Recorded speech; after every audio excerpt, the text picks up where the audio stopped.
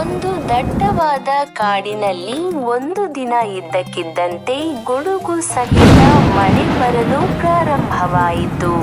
ಆಗ ಒಂದು ಸಣ್ಣ ಮೊಲವು ಭಯದಿಂದ ಮಳೆ ಮತ್ತು ಗುಡುಗಿನಿಂದ ಕಾಪಾಡಿಕೊಳ್ಳಲು ಕಾಡಿನಿಂದ ಓಡಲು ಪ್ರಾರಂಭಿಸಿತು. ಮೊಲವು ಓಡುತ್ತಾ ದಾಟುತ್ತಿರುವಾಗ ಅಕಸ್ಮಿಕವಾಗಿ ಒಂದು ಕಾರು ರಭಸದಿಂದ ಬರುತ್ತದೆ.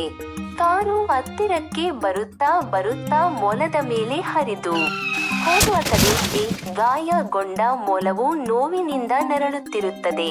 ಅಷ್ಟರಲ್ಲಿ ಒಬ್ಬ ವ್ಯಕ್ತಿ ರಸ್ತೆಯಲ್ಲಿ ನಡೆದು ಬರುತ್ತಿರುತ್ತಾರೆ. ಅವರು ಅನಾರೋಗ್ಯದ ಮೊಲವನ್ನು ನೋಡಿ ಮರುಕಪಡುತ್ತಾರೆ. ತದನಂತರ ಅವರು ಮೊಲವನ್ನು ಎತ್ತಿಕೊಂಡು ತಮ್ಮ ಮನೆಗೆ ತೆಗೆದುಕೊಂಡು ಹೋಗಿ ಗಾಯಗೊಂಡ ಮೊಲಕ್ಕೆ ಆರೈಕೆ ಮಾಡುತ್ತಾರೆ. ಕೆಲವು ದಿನಗಳ ನಂತರ ಮೊಲ ಚೇತರಿಸಿಕೊಂಡಿತು. ಅವರು ಮೊಲವನ್ನು ತಮ್ಮ ಮಕ್ಕಳಿಗೆ ಪರಿಚಯ ಮಾಡಿಸಿ ಮಕ್ಕಳೊಂದಿಗೆ ಆಟವಾಡುವಂತೆ ಮಾಡಿದರು. ಮೊಲವು ಮಕ್ಕಳೊಂದಿಗೆ ಸಂತೋಷದಿಂದ ಕಾಲ ಕಳೆಯುತ್ತಿತ್ತು. ಹೀಗೆ ಕಾಲ ಕಳೆದಂತೆ ಮೊಲವು ಮಕ್ಕಳ ಜೊತೆಗೆ ಹೆಚ್ಚಿನ ಸಮಯ ಕಳೆಯಲು ಪ್ರಾರಂಭಿಸಿತು.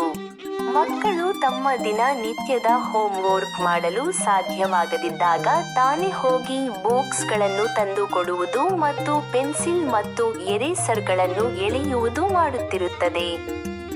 ಜೊತೆಗೆ ಮಕ್ಕಳು ಓದುವ ಸಮಯದಲ್ಲಿ ಕಿಟಲೆ ಮತ್ತು ತರಲೆಗಳನ್ನು ಸಹ ಮಾಡುತ್ತಿದ್ದಾರೆ. ಮನೆಯ ಸದಸ್ಯರೆಲ್ಲರೂ ಹೊರಗೆ ಸಮಯ ಕಳೆಯಲು ಹೋದರೆ ಮಕ್ಕಳು ತಮ್ಮ ಪ್ರೀತಿಯ ಮೊಲವನ್ನು ಕರೆದುಕೊಂಡು ಹೋಗುತ್ತಾರೆ.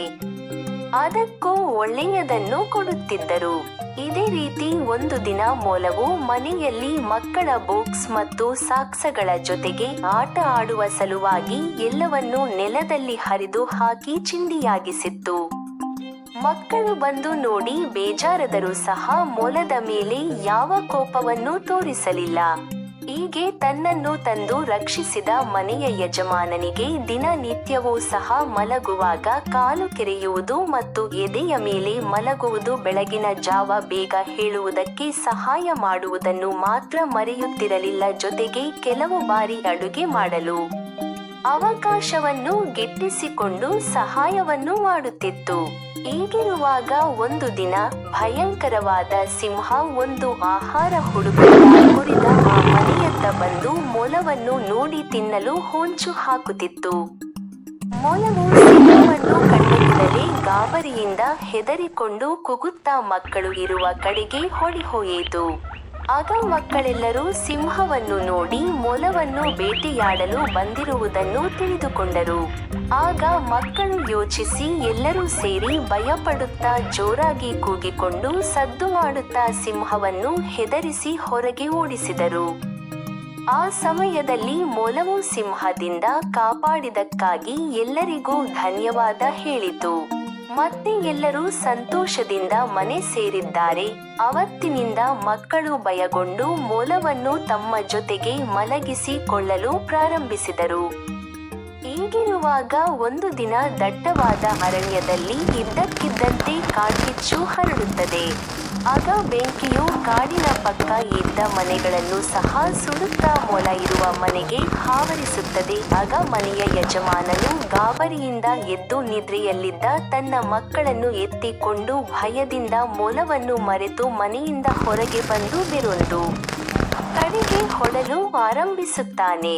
ನಿದ್ರೆಯಲ್ಲಿದ್ದ ಮೊಲವು ಹೆಚ್ಚಾದ ಬೆಂಕಿಯನ್ನು ಕಂಡು ಕಂಗಾಲಾಗದಿದ್ದರೆ ಸುತ್ತಲೂ ಬೆಂಕಿಯನ್ನು ನೋಡಿ ತನ್ನ ಮನೆಯ ಸದಸ್ಯರನ್ನು ಹುಡುಕುತ್ತದೆ. ಮನೆಯಲ್ಲಿ ಯಾರೂ ಇಲ್ಲದನ್ನು ಕಂಡು ಮನೆಯೆಂದು ಆಚೆ ಜಿಗಿದು ಹುಡುಕುತ್ತಾ ಗಾಬರಿಯಿಂದ ಮತ್ತೆ ಕಾಡಿನ ಕಡೆಗೆ ಹೊರಡುತ್ತದೆ.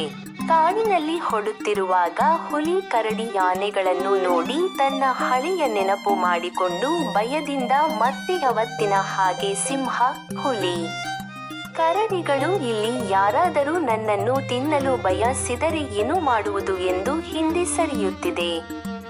ಆದರೂ ಸಹ ಧೈರ್ಯದಿಂದ ಮತ್ತೆ ಮೇಲೆದ್ದು ಯೋಚಿಸುತ್ತಾ ಹಸಿವು ಮತ್ತು ಬಾಯಾರಿಕೆಯಿಂದ ಬಳಲುತ್ತಾ ಕಾಡಿನ ಬೆಂಕಿಯನ್ನು ಆಲಿಸುತ್ತಾ ಹೊರಡುತ್ತಾ ಕುಂಟುತ್ತಾ ಕಾಲು ಜಾರಿ ಒಂದು ಸಣ್ಣದಾದ ಇಳಿಜಾರಿನಲ್ಲಿ ಬೀಳುತ್ತದೆ.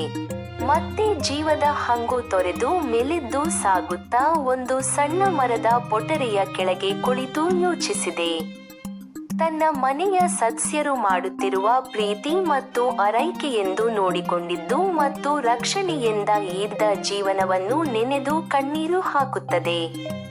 ಜೊತೆಗೆ ಪ್ರಕೃತಿಯ ಆಟಕ್ಕೆ ಶಪಿಸುತ್ತಾ ಬಯುತ್ತಾ ನಿಧಾನವಾಗಿ ಮುಂದೆ ಸಾಗುತ್ತದೆ.